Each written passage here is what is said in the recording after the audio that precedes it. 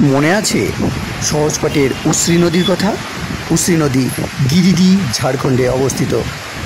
উশ্রী নদীর ঝর্ণা দেখতে যাব, দিনটা বড় বিশ্রী। শুনছ বজ্রের শব্দ? শ্রাবণ মাসের বাদলা উশ্রীতে বান নেমেছে, জলের স্রোত বড় দুরন্ত, অবিশ্রান্ত ছুটে চলেছে। অনন্ত এসো, একসঙ্গে যাত্রা করা যাক। আমাদের দুদিন মাত্র ছুটি। কলেজের ছাত্রেরা গেছে ত্রিবেণী, কেউ বা গেছে আত্রায়।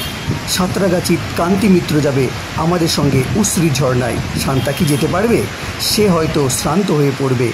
পথে যদি জল নামে, মিশ্রদের বাড়ি আশ্রয় নেব, সঙ্গে খাবার আছে তো?